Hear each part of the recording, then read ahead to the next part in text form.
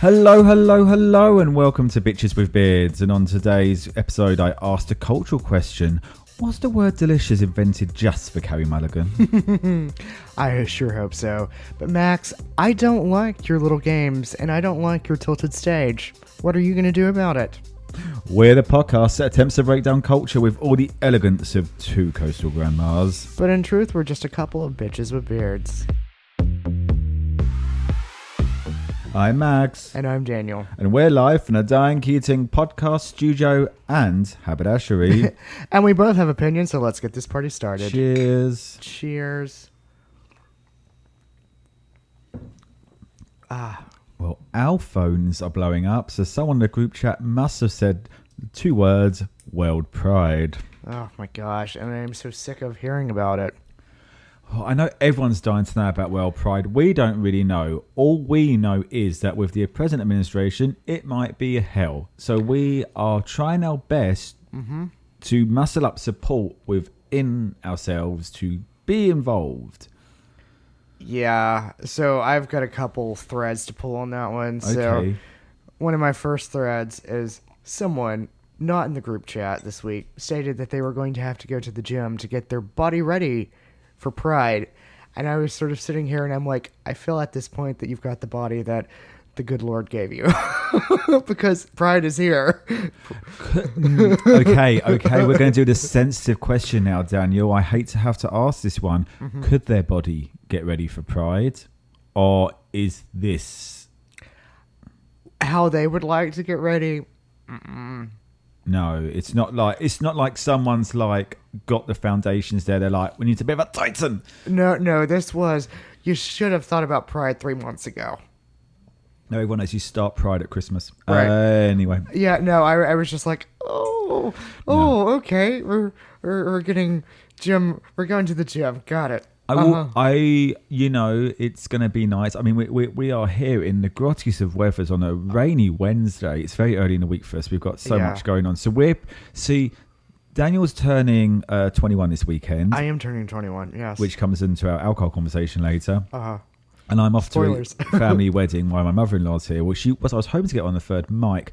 She's in her bedroom right now talking to one of her sons that isn't my husband, so that's going to be fun if my husband walks in. Anyway, that's enough about that. It's been a very pleasant couple of days.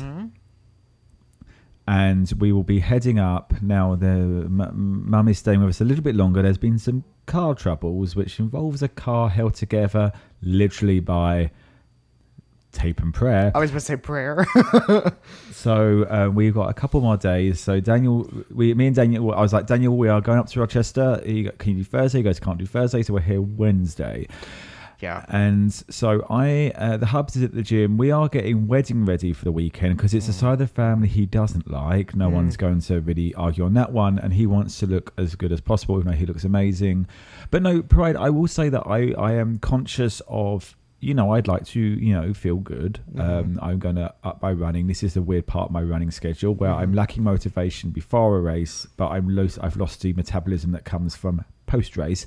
So I've got to be careful. But no, I will be out probably a bit and, I'm upping my speeds. But no, unfortunately to your friend. Yeah, I was sitting there and I was just nodding. I was like, okay. I'm glad we live in this world of delusion that we think that we can get ready for Pride 2 weeks out from the main event. So I was like, oh, that's ambitious. Yes. I think it's going to be very interesting, World Pride. I want it to go well. I think it's such a pity. I honestly, it would have been better next year. I think there's so much. So DC itself is going through a complete cultural shift with the Doge and everything else that's going on. And I think that people are concerned for their safety, that, one of a Republican will do something nasty. I'm going to be blunt there. Oh, yeah. If you voted R, you've probably got that sense of what of damage you want to do. So I think a lot of people are concerned about being in public spaces. I don't really plan on going south of U Street. No, I think we'll probably. I mean, we'll have to go on 14th, but I don't think I'm going to go south of P. I'd like to. Usually, we'd like to do the festival on a Sunday. I don't know. I know. I wish you well. I know. Well, apparently, they're going to be heavily security, so it's going to be harder to get in. remind me that I need to talk to you something about that off air. Yes. And tickets are apparently slow for the big, because there's usually a concert at the festival, but there's going to be a bigger concert near RFK, isn't it? Yeah. That's going to be. It's weird how they're breaking it up. Yeah, well, that's a ticketed one, but apparently that's not been selling as well. No. So we weren't really planning on doing that, because we do the party. That tends to be our contribution, and it does somewhat make it hard, limits us a bit on a Saturday. So we'll go for the start of the parade, and then we'll set up in the morning, and then go to the parade, staying in a zone so we feel safe, and then we'll head back. Yeah. But I said we really want to support the World Pride efforts. I'd hate for it to get overshadowed, but it is tough. I haven't even had any friends reach out from England and ask about it at all. So I don't even know how big the World Pride concept genuinely actually is, to be honest. Yeah, well, I'm going to say this. I felt like there was a lot of advertisement the year it was held in New York. Yeah. But I don't feel like they've advertised that much here in DC. No, I think I also do wonder whether or not it's all Pride bubbles that interlink, and whether or not it comes. I wonder how many people in London who aren't seen are that like know of or are willing to travel is something that they travel for each year. And here's the question: is DC going to have enough scene events that they feel like they should go? Well, the trouble with DC, I mean, we said this all along, and this is something we should table for for the week, before or after, or however we want to do it. Is that we're not going to be out on a DC scene because it's expensive, and it's going to be even more. It's just going to be lines for days, legs and lines for days. Mm-hmm.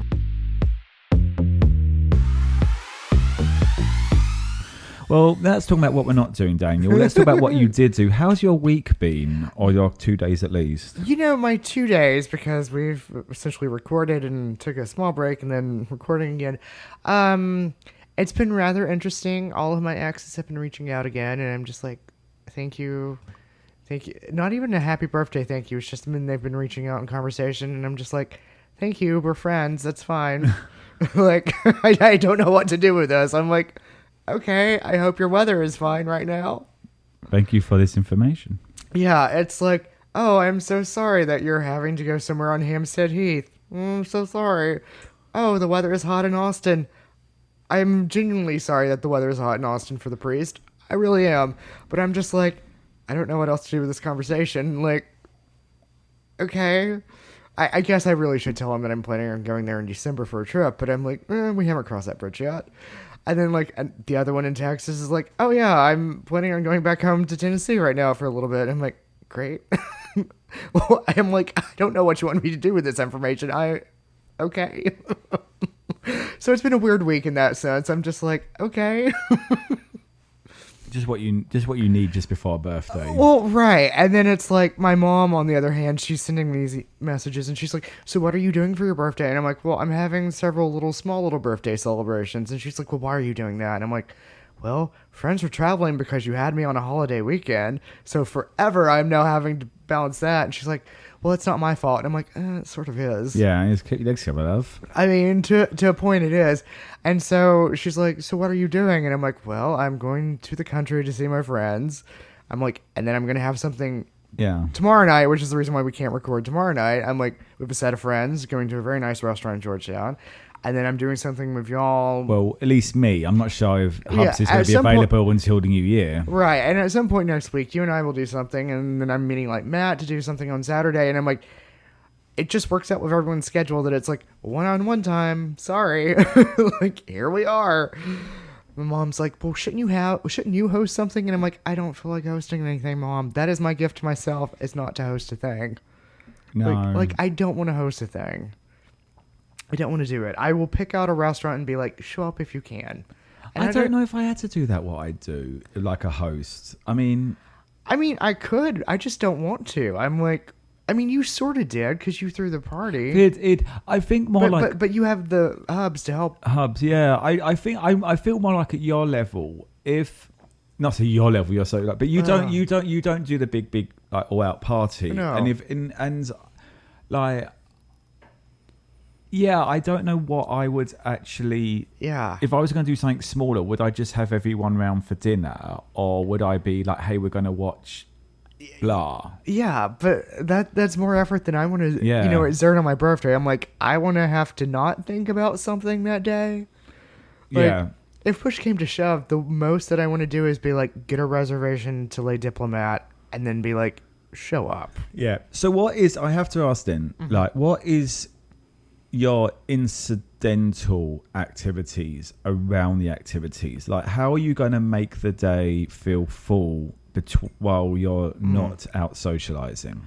So that's a really interesting question because the day of my birthday, I am going down to see Debs in the Matinee Idol. So like that day is spoken for. So around it, there is going to be the dinner tomorrow night at Apero in Georgetown, which we'll get into that. But anyways, there's going to be a lovely little French food and caviar that evening. So that's, something a little special, a little bit out of the ordinary. I do it like once a year. So we're going to do that. Yeah. And then there is going to be probably a massage at some point next week. Yeah. Just self-care, self-pampering for a day and just be like, I'm turning off my phone. Please don't talk to me that day. Like, I am just pampering me. And, I do self-care, but it's like a higher level of self-care, a little bit more than normal. And then there's probably going to be a nice lunch somewhere. Yeah. Like, I'm going to do my hot girl lunch where I'm going to have my Caesar salad and my truffle fries. Maybe a martini. We'll talk about that in a little bit. We've got a lot to talk about there. Yeah. So that's how I think where my one click, my 40th, was the in-between moments of what are you going to do. And it was like when the hubs went, go watch, do you want to read your book or watch some TV? Yeah. For a moment I went, I really want to watch Shaun of the Jedi. Yeah. And it was like, okay, I filled that hour instead of waiting about and sit on my phone. And I think that's the trick of a birthday, is that when you have big events, there's a lot of time going on, and it's like, well, what do I want to do? What does my body crave at the moment? Yeah. And it's like, well, actually, you know what? And the thing is, with you is, you don't need to be told to get up early. No, I naturally get up and early. And it's weird for me because someone said to me, people said, oh, I hope you're getting a bit spoiled this morning, sort of thing. I'm like, well, I'm the early one. The hubs is the late one. I don't sit in bed, so it's that doesn't really work like that. Yeah. And also, he goes, always sleep on a bit. I'm like, I don't want to sleep on a bit. No, it's like if I've had my 7 hours of sleep, I want to be up and doing something. Yeah, I'm not like, and I know I had to do some cooking and stuff, and and I have a way of cooking and having that moment, and you make it about something, but.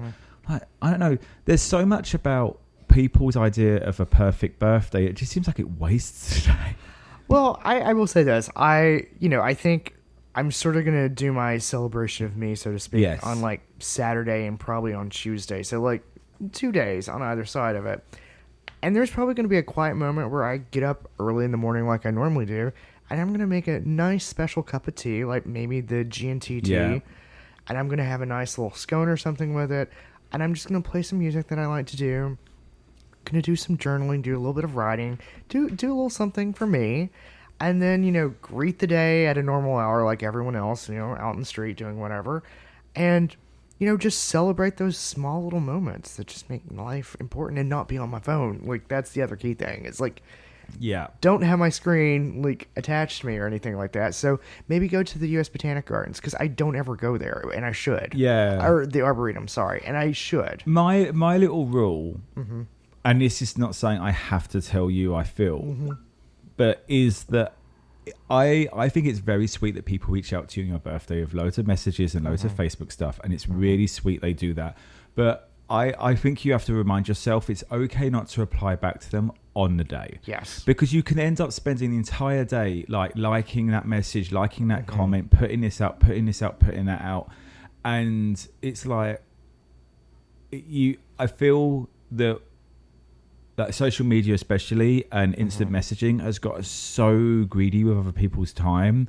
They didn't respond straight away. They didn't do this. No, it's like, okay. And if someone wants to say, oh, well, I messaged Daniel on a day, never got back to me. I said, maybe he's taken some time away from the screen. Right. He's taken a breath. He's taken a moment to himself because he wanted to actually respond to you after making memories. Right. And what I will typically do is I will send a message the day after. Yeah.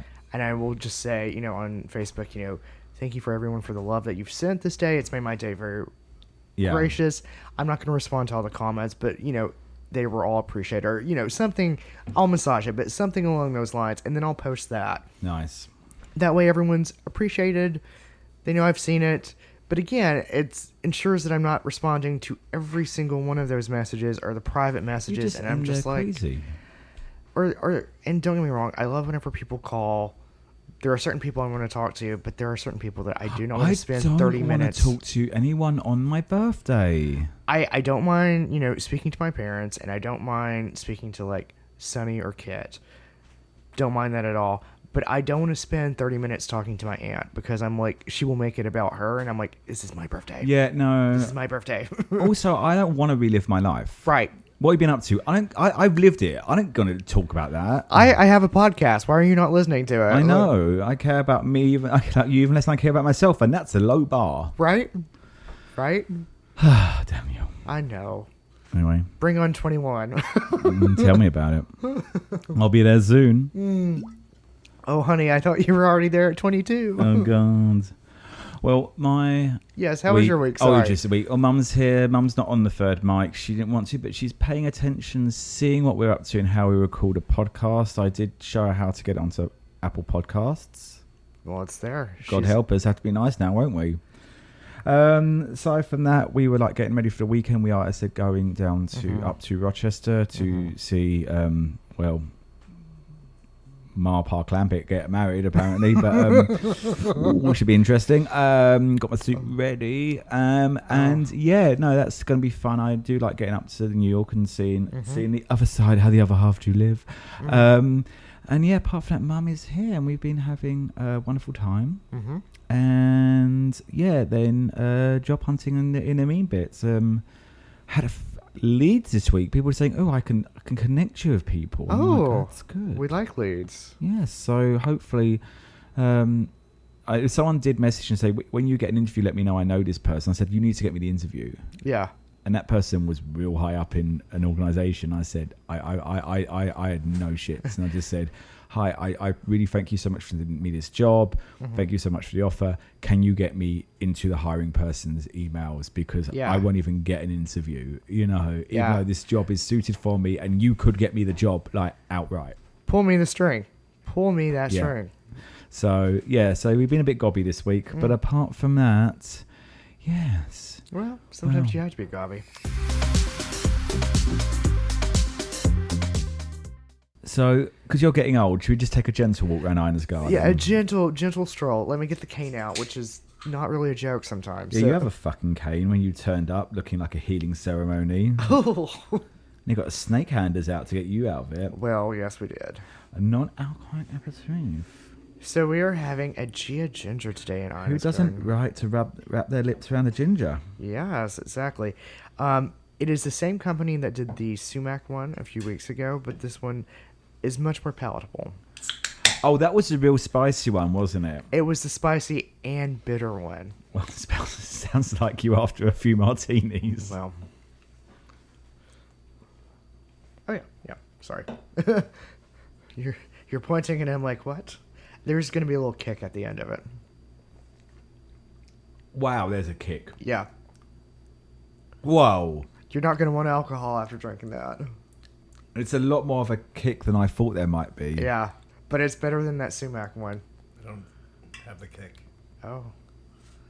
Maybe I'm just an alcoholic. Important. People with special conditions should always consult with their doctor before consuming new products. I don't know what it means if you don't have the kick after the end of it. Yeah, that doesn't mean anything. That's weird. It's just got a weird, like... Oh, yeah. There's that weird taste. Yeah. Oh, it tastes like the way a marker smells. If you're going to come, you have to come forward a little bit. Tastes the way a marker smells. I like a Sharpie. Maybe I might give you that. Yeah. Potentially. Yeah. Sorry. Hi, everyone. I'm back. It's the slow burn of ginger. That's not a ginger burn. That's not a ginger burn at all, which is why I was like... I've had one of those in the past. Very, very optimistic about it. And that's when you went to the free clinic after that ginger burn. Just a fiction. Anyway, no, it's nice. You know what? I still really have not had one of these that I could see myself drinking the whole night. No, it's one of these like I have the one, and I'm like, and then I'd have to go on to something else. I think probably after this, I would potentially cut it with a lime soda. Oh, absolutely. Yeah, it's one of these. I'm like, I don't know that I could do a second one. Oh, well, do you know what I could do more of all the time? What? Some news. Oh, give me that news.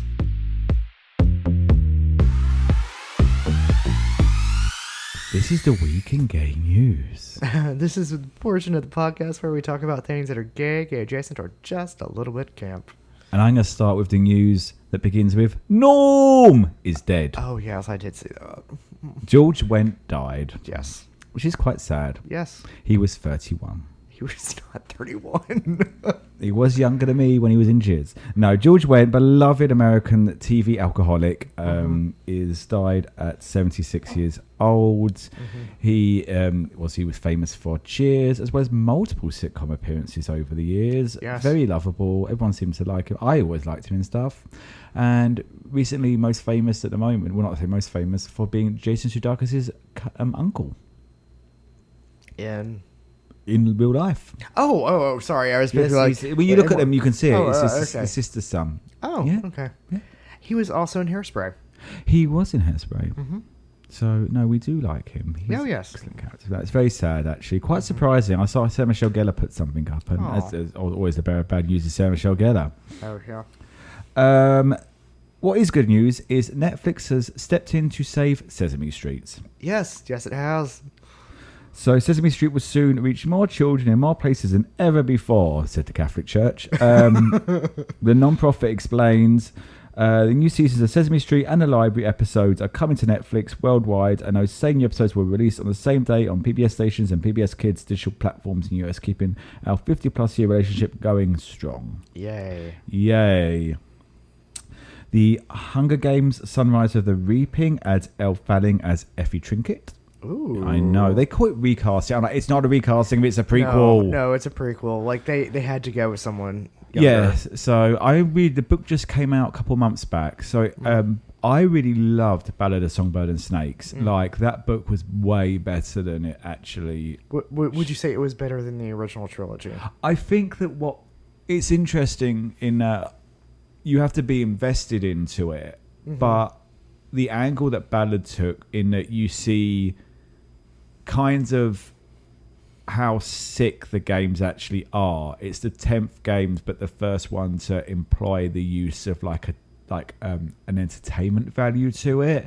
And you know, when you've got an administration that's applied for the rights to do a green card reality TV show, right? It's kind of disturbing. But no, this one's going to be the second quarter quell, so it'll be the one where Haymitch, who is Woody Harrelson's character, he won that one. Spoiler alert, and that's why he's obviously the champion. But I think the quarter quell rules on this one was that were different because the quarter quell, the quells are where they basically have a special box and it gives you at the upset. So within the previous, when you saw it in, is it Catching Fire? Yeah. That the rules for that one were that it was only taken from previous champions, and in this one it was that there were 2 boys and 2 girls from each district. So Haymitch actually fought against 23 other people rather than 11. Wow. Yeah. So just as a bit of an update on that one, so Joseph Zada is playing Hamish Abernathy. I think I know the person. There's a couple of other characters. McKenna Grace is going to be in it. Jesse Plemons, who is just, I think, a really stunning actor, and I love him. Oh God, who is his fucking wife? Kirsten Dunst. So you're like, are you kidding? Yeah. Are you kidding me? He's playing Haymitch, which is the role played by Philip Seymour Hoffman. Surprised his son they root him into it because he's a really great little actor. He's coming up at the moment. And Maya Hawke will be playing Iris, who, if you remember in Catching Fire, was linked with Jeffrey Rush's character. They were the tech people, and Kelvin Harrison will be taking on that role of BT. The lovely Lily Taylor, who I just adore when she appears and stuff. She was great in 6 Feet Under. Is going to be playing Mags, who was the mute one, who was played by I was going to say Miranda's housekeeper. And then obviously Ray Fiennes is stepping into the President Snow role. Genius fucking casting there.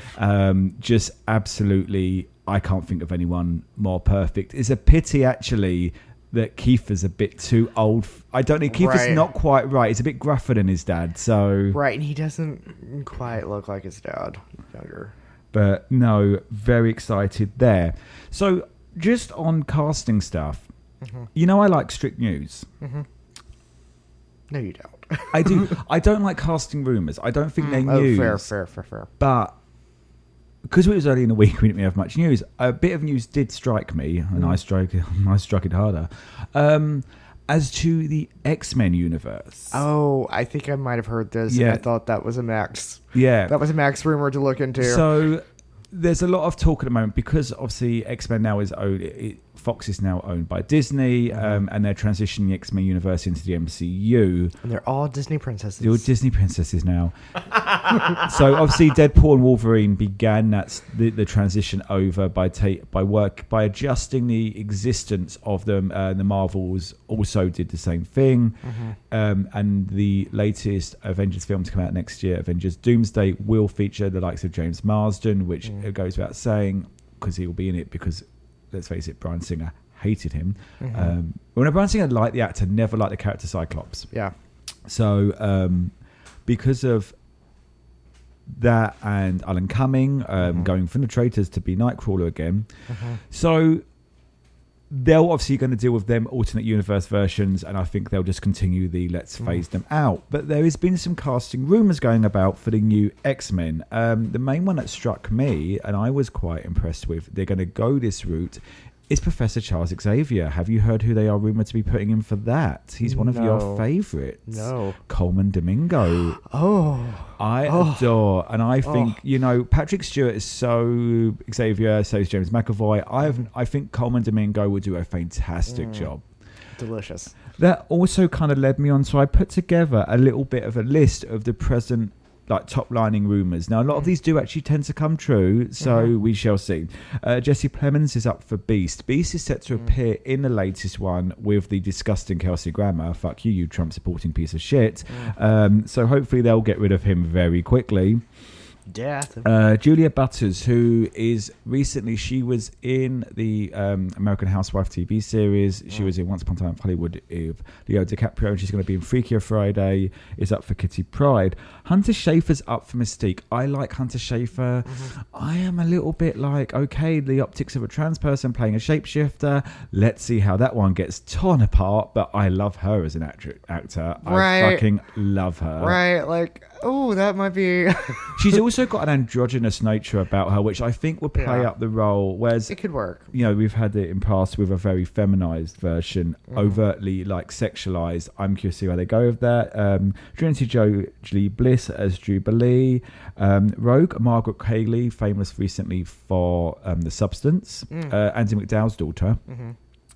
And Cyclops is between Harris Dickinson, who recently appeared in Baby Girl with Nicole Kidman. Oh, yeah. Yes, Yeah. He's very good looking. And a guy, Jack Champion, I don't know. The interesting one I'm looking at is Storm. It's a role that I thought that I was like, okay, where are we going with this one? Cynthia Erivo. Yes. I think she might land it, And I would be okay with that. Yeah. Why wouldn't you be okay with that?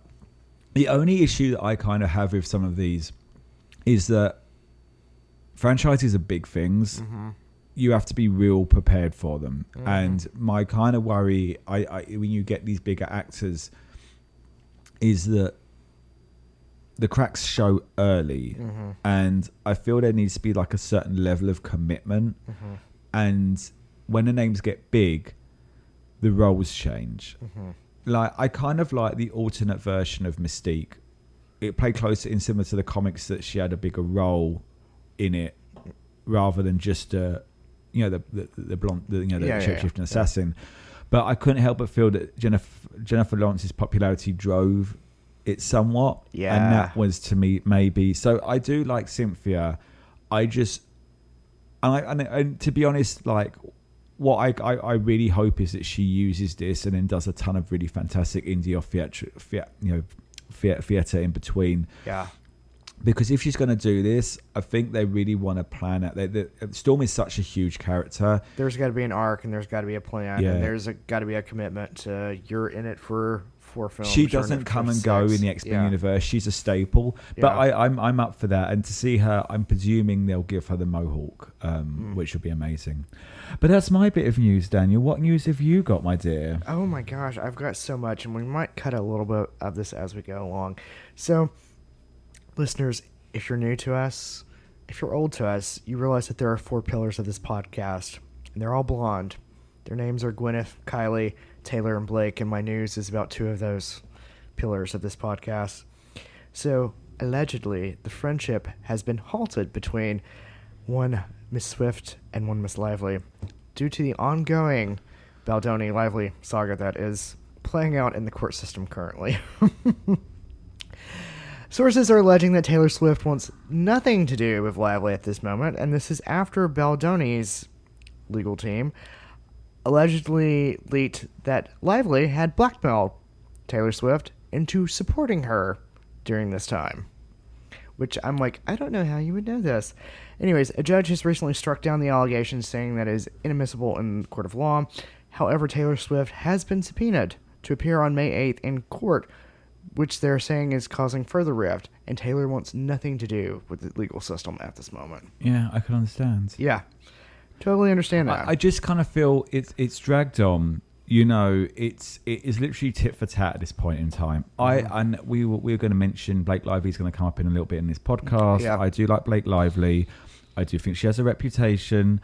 I think she lives on her own planet a little bit, you know, in terms of it. I think that we have 2 actors that have clearly clashed through this movie. But I don't understand why they're dragging I others into don't it. get what no one's going to come out of this on top anymore. No one is. And Both of their reputations are ruined. yeah, I mean, the thing is that their reputations aren't going to get better. No. I think Blake can just about keep going if she wants to. She can keep moving with it. They've got money to do it. They've both got a position to do it. But this is not going anywhere, so just kind of end it. Yep. But speaking of reputation, did you hear? Have you heard? Reputation TV. Reputation TV. So What is Reputation TV? So TV is Taylor's version. It doesn't stand for actual TV. I know. I keep seeing Reputation TV, and I'm like, what is Reputation TV? So to let everyone know, on this past week's episode of The Handmaid's Tale, Taylor Swift released "Look What You Made Me Do," Taylor's version, which is one of the songs off her Reputation. Yeah. That is one of the albums that is yet to be re-released into her version. Right. So the rumors are now constantly swirling because she is back on TikTok that apparently it was the 6th episode of the 6th season and Reputation is the 6th album and Taylor Swift is nominated for 6 awards for the Grammy or American Music Awards that is going to be hosted on June 6th. That maybe, just maybe, we're getting Reputation Taylor's version on June 6th. I'm hopeful. I'm very hopeful. Just kind of do it in this point, Taylor. Like- It's the last one, isn't it? No. No, it's 2 more. Just do it for my birthday, Taylor. Just do it. Just give me Reputation for my birthday. I That's just- all I want. I just kind of feel at this point in time, you know, like she's got this, she's got one more after this, which she must have had pretty much by this point sorted. Just end 2025 and let's just do 2026. 2026, all brand new music. Yeah, let's start fresh. Let's get the demons done. It's a brand new era, 2026, but let's go ahead and Yeah. do it in 2025. Just do it. And it would make sense if we did Reputation in June and then did her namesake on her birthday, December 13th. Yeah, that makes sense. I think possibly that. I think so. How old will she be? She'll be the same age as me, 21. No, I think that makes sense. Start do 6 months apart, sort of thing. Yeah. I think the time's come, Taylor. I think the time has come, and I think she's smart enough to look into it. I'm hoping. I'm very much hoping. And some good news. Well, all the stuff that we're going to talk about is good news from here on out. So this past weekend, city of Paris unveiled a memorial near the Bastille Plaza to honor LGBTQ individuals that were persecuted by the Nazis. It is a still star by Luc Verna. Gotta read my own writing. By Luc Verna. Mayor Hidalgo said that we are erecting this because we don't want this to happen ever again. Yeah. So, very large star if you're in Paris. It's actually quite nice. So, go see it. In other news from France, Marina Summers made history at the Cannes Film Festival as being the first Filipino drag queen to walk the red carpet. Now, I could not find whether or not she was the first drag queen to walk the red carpet ever, but she is at least the first Filipino drag queen to walk the red carpet. She's made famous by RuPaul's Drag Race UK vs. World Season 2, where she came in 3rd place, and she was very honored by the event. So, well done her. Yay. For representing. Lovely. That's what we want to hear. Yes. Listeners, I'm not going to go into it right now, but I am going to recommend that if you would like to read a really good article, Anna Wintour was featured in the Washington Post about an article where she is supporting DEI. It's actually a really good piece. She admits that she got stuff wrong, and she said that she's learned from it. So it's always nice and refreshing when someone can admit that they were wrong and that they are doing things to support the cause now. So by all means, listeners, go read it. Nice. And finally, a very close piece to me. On May 17th, the ACLU unveiled the Freedom to Be Project, which highlights the plight and resistance of trans Americans.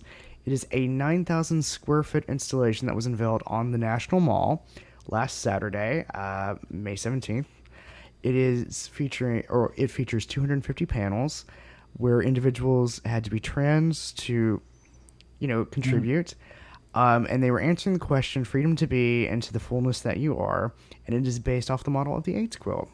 That's very nice. So we would like to see it growing. Yes, please. So please go out and support the cause, is what we're saying. Should we go out now and support the cause, take a quick break and come back? Yes, we should.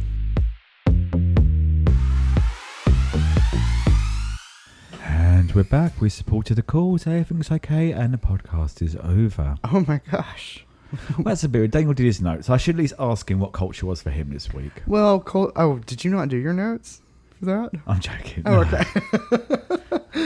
All right. So culture for me this week, food has been, over the past 3 days, has essentially been vegan chicken fajita bowls. Yum, yum, yum. It's interesting. The vegan chicken is not quite taking the flavor like I would like it to. So, What vegan chicken you using? I just use the Whole Foods plant-based vegan chicken ones. Like, I know there were other ones, and I know that they take the flavor really well, but I just grabbed because they don't do the bags because they lot of their stuff cut down, didn't they? No, they stopped doing the bags, so these are the little bitty trays, and I want something that will actually soak up the flavor. Yeah. And it won't soak up the flavor. We just tend to use tofu now. It's not the same texture, but it's just so much cheaper, and I think that you're just... I think I'm getting to that point, too, where I'm just like, it's going to be the firm tofu, and there we go. They had ultra firm. Oh, ultra firm. Yeah. I don't know if I could do ultra firm. I'm just doing a very 70s British sitcom. Yeah, it'll be something like that. Drink of the week for me, it's the G&T tea. Yeah. Since I have gotten it back over from Fordham and Mason, so yep. All right, songs of the week. They're all older songs. Well, I mean, I've listened to them before. They're not necessarily older songs. Saturn by SZA, really good. Hit You Where You Need It. For Yourself by Jessie Ware, because we're getting into Pride season. Yeah. Along with Upside Down by Diana Ross, because, like I said, we're getting ready for Pride. Musicals of the week. The Eurovision soundtrack, as in the Eurovision movie that was on Netflix with Will Ferrell. Song of Ice and Fire. Yes. Yeah. Yes, I mean, Double Trouble. Like, can I tell you? Oh, so good, so good. And sung along. Also, I have stitched together the Death Becomes Her soundtrack from, what has been released so far. My God, if I can get up to New York and see them, I want to. I've heard a couple of songs and the riffs are really good. They are so good, and I'm sitting here and I'm like, I would really want to go see them. I would really want to go see them. Well, yes. And then my movie of the week was one that I watched with you on Friday. Yes, so we can merge here. Yes, we can merge here, and then we'll split again after I that. made Daniel. I said, let's watch A Simple Favor. Daniel, what did you think of A Simple Favor? So, without giving anything away, there were a lot of twists that I really did not see coming at all. And the fact of the matter is, I love you to death, Max, but you sat there like a little bitty imp. And you were just like laughing it up with the twist and just eating it up because you were feeding off of my reaction and the Hubs' reaction of just utter shock. Of like, did they go there? And it's like, oh no, they went there in that story. And I'm like, son of a fucking bitch. There's one twist I guarantee you will not think of before seeing it. You might start to guess during it, but I guarantee you are not going to go into thinking this twist. You are not going to go. You're not going to guess the twist. And I was just like, oh my God. So it was very, very entertaining. I'm not going to lie. It was a 2-hour film. Did not feel like 2 hours. It was very good pacing. It was highly entertaining. It's cunty. It's so cunty. It is so cunty. The second one's cuntier, I think, in its dialogue. I will say this, Blake Lively, even though we have just had a conversation about her in a roundabout way, let me tell you, she owned the screen every time she walked on. Her outfits were immaculate. And I do mean immaculate. They get more extreme in the next one, but there's a legitimate reason within the story for that. Yeah. I enjoyed it. Will this film go on my rotation? Maybe, probably. Like I would definitely watch it again. It's not one of those like it's a one and done. No, I would watch it again if I needed something on the background or something like that. Like I said, I just was not expecting that one twist, and I was just like, I was a little bit mad at you, honestly, for a moment. I was like, how could you do this to me? It's a good film. I enjoy watching it. I think it's when you watch it, people like I have odd films that I have on rotation. Yeah. And it's not like Devil Wears Prada I love because there's a certain mood it hits. Like if I'm thinking shitty about work, I really love Fire Island. I don't know. It's something about, I think it's just, you know exactly what you're going to get. But it's for me, Fire Island, it would be like a Pride season movie. Like I'd watch it. But then if I need a bit of summer, I think the way it's shot is very nice. And I think there's something about it. No, not taking that right now. And like, I love Weekends, you know, Andrew Hay, but that's also... Weekend is so good. So I doubt... I'm not seeing anything at the moment, anything fucking Star Wars, but I doubt I would think I really want to watch A Simple Favor tonight. But I would definitely... it's just a weird... It's not... I rarely have that itch to scratch, I think is possibly the way... Yeah. Whereas, I will say this, I do often like having a murder itch. Yeah. So I'm like... I could actually see this one being on, like, but it would be a background. Like, honestly, I'm like, I could be cleaning and this could be on in the background. Like, you know, I'm not going to pay too much attention to it. Like, it's not Dr. Zhivago where I'm just like glued to the screen. Yeah. So, anyways, how was your weekend of culture? Well, we've had Mum here, so food this week. I knocked out, I think, a pretty good carbonara. Which some of it still we've got to finish off that. I did. So carbonara is the great myth. In you know, you can do the British versions. You do the egg and the cheese, and it kind of vaguely scrambles, but it's still bloody tasty. I did cooked it with the bacon because I don't do pancetta. I'm not rich. Tossed the spaghetti, the linguine. Oh no, we did angel hair because it's Mum's favourite. And then had the pre-whisked egg and cheese mixed in quickly, and then I did the ladle of pasta water. I did the actual, like the pretty much borderline raw egg sort of creamy, and it came out really well. Oh, good. It's just you got to be real brave doing it, real brave, real quick. Don't think, just do. Yeah. And then also did a Nando's chickeny night, like to see some stuff, which was quite nice. So movies, we did Simple Favor. I went to see Friendship at the cinema, the new Paul Rudd. Yes. Very weird. It's essentially about a very socially awkward person who ends up befriending Paul Rudd's minor celebrity. It's really hard to describe. It's very cringe, and it's not in a way. You're definitely from the outset not really rooting for the guy. You know. Got it. You want to root for him. You want to feel kind of bad because he's clearly just got no clue. Is it a bit like Dear Evan Hansen, where you know where it's going? before it starts? No. No. Okay. You do know where it's going, but it real does. It's really like I definitely, and people were I'm not overtly the biggest fan of cringe comedy. I don't hate it, but some people were laughing their ass off at it, and there are bits it's really really funny. But like, I think my sort of issue in a weird way with it is I couldn't quite. The guy in it, he's been married. It begins, you find his wife's in remission, and she's sort of, you feel that their lives have been about that. But he comes out with, oh my God, some just like, he's so socially unaware. And one of the things in it is that he has a teenage son. They've been married for quite a while, and he's got a reasonably good job. I couldn't quite work out how the only thing, I don't want to give anything, it's a spoiler if you want to move on by 30 seconds or a minute, is that it's mentioned that the son is 16 and they've been married for 16 years, and so the only presumption is that they ended up sort of pregnant, and that's kind of kept things going a little bit.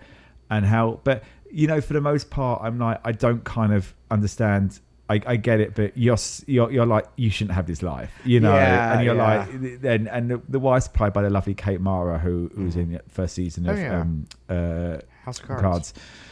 Yeah, but it's good in its own. It's good, and there's some great supporting characters, and this guy sort of just attempts and lack of it, and the stoop is something else. But I really also, in a ways, and I think the guy, I can't remember the actor, the main guy, he's a sketch comedian, and it's his first main role, is that how they described this and got this made, I'm so curious, because the actual description of it is like, if someone said to me, I want to make a film where a guy without any social cues literally like cringingly makes his way through a tempted friendship to the point you want to strangle him, here, give me money, here, take my money off me. I'm like, no, but I think it's very clever, and I think like pitch it to someone else. So I made the discovery this week that once Andor ended, television continued, which is so stupid. Did it really? Eurovision was excellent. A bit of a quieter year this year. England got no points from the public, which was blah. But a couple of others got really low, and it felt brutal. It was kept on their faces, and it was real something. Like, you watched a couple of them, and you were like, yeah, you felt for that. They really did publicly shame people. So I made the mistake of I don't remember what was going on with my VPN, but I turned in at the moment where England was like 8th. Yeah. And Norway was winning, and for some reason, it went out, and I thought, oh, well, that's the final. And I'm like, oh, they at least got on the left-hand side. And then an hour later or something, came back, and it's like, England has 0 points, or UK has 0 points. It's like, what the fuck happened, sort of thing. And I was just like, what the hell just happened? Aptly named song. No, it was pretty brutal. I felt for the girls. They really had given it all. And then you ended up in this crazy battle between Israel and Austria, Austria won it. The Conchita Wurst was there. And, we're not going to pick sides politically, but Israel hasn't been on its best behavior recently. I know that it's a war and there's a lot going on, but it's been questionable as to whether or not Israel should have been included because of issues, because of the rules that have left Russia on the side. Exactly. And a couple of the countries have sort of turned around and want the voting looked at, because they said, you can't vote for your own country. It will not let you, but you can vote 20 times for other countries. And they said, so it's just, there's a lot going on. And I think we all kind of sat there and went, this is very weird. Yeah, how the hell did this just happen? And and it wasn't like, I mean, the Austria song was good, but It was fine. It was was fine. going to win. Yeah. I think Spain definitely loved. I think Sweden's gone the most viral. Sonna, but no, I thought Australia had a real fighting chance in the and semifinals. they fell at the first hurdle. We had Drag Race All Stars. We started about 3 episodes behind. Pretty good so far. Okay. First episode was good. It's a smaller group. It's groups of 6 people at the moment, but they all seem pretty. Yeah, it's All Stars. It's All Stars. I don't think this is the most dynamic mix so far, but I think they're going to find it. We shall see. You're hoping. But yeah, I think there's a couple of personalities might clash, but I'm not really quite sure. Music, Simon and Garfunkel and Paul Simon this week had a bit of that. America, I thought that was lovely, and a bit Bob Dylan, just to fancy a bit of chill. We love a little bit Dylan.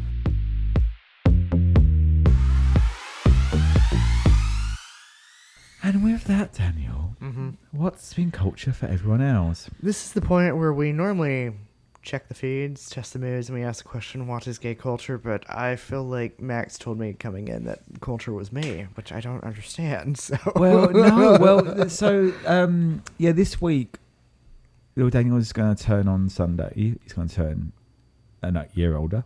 Thank you. And you it was gracefully say that. And it was mentioned that you will be having a drink, and you have not drinking since Christmas Day. Yes. And we, strangely enough, as we were discussing that, a friend of my husband's reached out, and he has been going through his own discussion. He's not, and I think it was very similar to us in that he is trying to get healthy and trying to get into shape, though from pictures I've seen he's very much in shape, but realizing that the final barrier is his drinking, and also noticing the impact on his wallet. And as I said, apparently he listens to the podcast. I know this person. Hello, Robbie. Hello, Robbie. Really can't wait to meet you sometime. Genuinely. But thank you for letting us know that you've enjoyed us talking about the drinking. Now, Daniel was mentioned this weekend he wanted to drink. He would like to drink. And this is not something he needs permission from anyone to do. He's going to be removed from the club, obviously. But I was like, well, neither of us has said we're giving up alcohol. I'm still making certain decisions. Right. I in my head, I would like to... I don't have a taste for it at the moment, and that's also my health stuff going on. I would like to get all that checked out before. I would like to be, try this beer, have a sip, or have a beer, or have a nice glass of wine. That is what I'm looking at. So I think the question now is saying, did you always intend your birthday to be a time to drink, or is that something, you were kind of open to the option of? So my goal was always to get to my birthday week. The goal was to have a drink or a few within a certain period, which is what I'm doing, and then to reevaluate. I think that I have come along far enough to realize that I feel better not drinking. Yeah. I look better not drinking. Mum said today you lost weight. I have less anxiety not drinking, and thank you, Mom, for saying that. I have less anxiety not drinking. Mentally, I am doing a lot better. So I think I have established I'm better off not drinking. Yes. And we'll agree, my wallet appreciates me not drinking. That being said, I'm going to be very honest. The place I'm going tomorrow night, I'm going to Apero. Yeah. We are having French food. We are having caviar. It is a place that I like having a dirty martini there. Yes. And I'm going to celebrate a friend moving away from DC, and it's also as a birthday gift. We're going there. And so it's the last time that we were going there. Yeah. I am going to have a drink of some sort. Just raising one glass, but I think that I'm establishing this limit on I can have one glass at this one social event. Yeah. I have then purchased a very small bottle of the vodka that I like, and over a 5-day period, I can have a grand total of 3 martinis, and once it is done, it is done. Right. Like, that is my, rule to myself is once this bottle is gone, we are done doing this. Now, I will probably also have something at Deb's, Yeah. like an Aperol, but like that is very much, I have a 5-day window, and what we have then, we're not binging, we're still being sensible, we're being responsible. Yeah. We're drinking in social situations, we're drinking in the context of, you have this amount, and once, you're done, we're not going out to the bars, we're not binge drinking, we're not doing anything like that. It's one of these, I realize that I don't need to have that to go to a party. Yeah. We've had enough social events here in this house that I'm like, oh, I don't actually need to have a drink whenever I'm around other people. Now, does it make other people more tolerable? Yes, and that's a different conversation for a different day. Yeah. Certain people shouldn't be having conversations that they're having. But that, I can function just fine. So this is probably like me projecting the stuff onto it. So I've gone over 6 months now without drinking. Do you feel any pressure to maintain the streak, or do you feel that you have answered the questions and proven to yourself, it's the important one, to yourself? Because for me, I get very tied up into the streak, how long can keep going, and it's a weird obsession, and it's not about that number, it's about what you doing stuff that's doing it for the sake of doing it. For me, it's not the streak number. It was one of these, I will say this, I wanted to have a substantial amount of not drinking, and I knew from Christmas to my birthday was a substantial amount. It's what, 5 months, isn't it? It's 5 months, and let's do 5 months of not drinking, and we'll see what happens. How long had you gone before Christmas, though? So before Christmas, I was doing off and on from October. But by the time you got to Christmas, you'd done a decent amount of off, though, hadn't you? Yeah, you hadn't drunk for a while. I think it was a month in between. I think. So I have to ask then, because you weren't well the day after Christmas. No, I was not well the day after Christmas. So what did you learn? Not just in the, okay, well, I can't go in and just drink 2 bottles of red wine. Right. But when you had that feeling of what it was like to have, so what did you learn generally about the effect of alcohol, considering the fact you hadn't, you'd gone without, so suddenly you're feeling what it actually does to you full force. But also, what have you then learned moving forwards? How has this adjusted your approach this weekend? So the approach this weekend, let me put it this way. So one of these, it's not a situation to where you can be double fisting the entire time, because I do think that's what ended up happening, that we opened a bottle and then we all drank that, and we opened another bottle and then we opened another. It's one of these, you have to have a limit, and like I said, that's why I have that one bottle of vodka, and it's like, measured it out, it will do 3 martinis, and once you're done with those 3, there's no more to be had. It's also a situation that, strangely enough, I think between Thanksgiving and Christmas, we hadn't had any sort of like celebration or anything where I had been at all. So I hadn't had the interaction around other people, and I have learned since then, oh, you can be around other people just fine, and you don't need to have a drink. It's re-looking at your relationship with alcohol, of knowing that you don't have to have that to be social. Yeah. I think mine's less about the social. Mine's how long I can take people for. And I think that it does, an antisocial person. And this is interesting in the sense of that my hubs' best mate, one of his best mates, Nora, she's like him. That's why they got on so well at high school. They're very outgoing. And she has gone in and out of her relationship with alcohol, and she took a long time off. And even though she drinks now, she took some time off to reevaluate. She's now maybe able to evaluate it, and she's doing, she's done really well. But she said because she is so outgoing, she didn't need to drink. Once she took the alcohol away, actually, she was like, I don't need this. Whereas me and you get the social burnout. Yes, we do. Because I will say this. Well, I understand I can now go to a party without having a drink. I very much hit a wall at the 3-hour mark, and then I'm like, I can't do this anymore. I reached my limit and I'm done. Which is what happened on your birthday. It's like, I nearly left with you. Right? I was just like, Max, I'm going to save you. Like, we've all got to go. Like, we've got to go. Got to get out. Yeah, no, I definitely feel, and I think we were out, the Hubs and I were out last week. Oh, no, we were out with the lovely Listen, John and Ryan. And even though we got to 11, and the Hubs was like, oh, well, what do you want to do? I said, I'm done. And I said, it's nothing bad. And everyone was kind of going anyway. Yeah. And I said, and they were kind of, it was that sort of time. I said, I'm done. I'd like to go get some food and just have a little bit of time.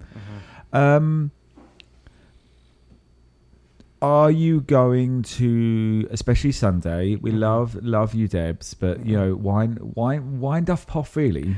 Wine doth puff. Are you freely. going to just say, hey, look, I just, I've not drunk for a while. Can you just, So the no means no, I think is possibly the way of it. So the plan is, and Debs will have to actually see if I hold to this, but the plan is whenever the matinee idol picks me up from the train station, is that we're probably going to go somewhere and I'm going to get something non-alcoholic to be like, I can have one Aperol Spritz and that is it. And then we're going to this, 4-pack of whatever I've got. Nice. Like, that is the plan of like, you can have the one. Yeah. You've got to chase it with something that's not. But this is going to be the bigger test. Yeah, I mean, it's going to be the bigger test for that. It's less so like going out with Matt on Saturday because I can be like, I could still get a mocktail because, or whatever. So obviously this is going to give us, we're going to spread this between next week as well because I want to do this. But I just want to ask you now, before we move on to the end of the episode, how do you think you're going to feel? I would say, come Monday evening. I think I'm going to be okay because I do plan on pacing myself. Yeah. Like I said, bottle, drink there. Like, I'm hoping I'm okay. Nice. I think the plan is not to get drunk. The plan is knowing that I don't have to be drunk. Yeah. The plan is knowing that you just need to have a little one, if that, and if you don't want one, you don't force it. Yeah. Well, we should. I'm very excited to see how what happens next week and how you feel. And I think it's going to be. It is definitely. Yeah, and I think the other thing for me is I'm going to be interested to see if I feel like I need to go back to it as a crutch because I have not had it for 5 months as a coping mechanism. I have, been meditating and other things. We'll see. Well, look, here's the thing: is that would you think maybe setting next weekend up as a no drinking zone? Oh yeah, as a buffer because the thing is you could go straight into Pride then, and that's going to be. So literally the plan is. The window opens on Thursday. It closes Monday night. Yeah. So next week, whatever you and I do, I will be sober again. Well, I will surely be sober as well. Yeah. And with that, Dane, we should move on to the end of the episode. We should. I never gagged and gooped. I kept an eye out for something, but I just want to say happy birthday and thank you for doing this and being such an amazing friend over the last... I want to say 10 years, but I think real time, it's been about 3 months. Yeah, real time. Yeah, but no. So go out, have fun. We will do something next week. We're sorry we can't be here, but I feel like last year we were away as well. I don't remember, to be honest. Yeah, that's why you stopped drinking. Yeah, that's exactly why I stopped drinking. But do you have a word of the week? I do have a word of the week, and it's something that I'm trying to avoid. It's the word irascible. It is something that is easily provoked to anger, irritable. I'm hopeful that I won't be irascible next week. Well, do you have a petticoat lane? No, I don't have a petticoat lane. There's nothing against walkers today, so yeah. No, just, weather, kind of decide what you're doing. Yeah, that would be nice. Yeah. Are you going to be cold or are you going to be hot? Because I've got my vest out again. Yeah, I'm going for one last long pre-wedding run tomorrow, and then I think it might just be nice. I was going down Rock Creek, but that's going to get cool down there. I was about to say, you might want to run I just might just do an hour and a half one. I might just treat myself, Yeah. With that, Daniel, do you think we covered everything? My dear, we have barely set the Cheers. Cheer.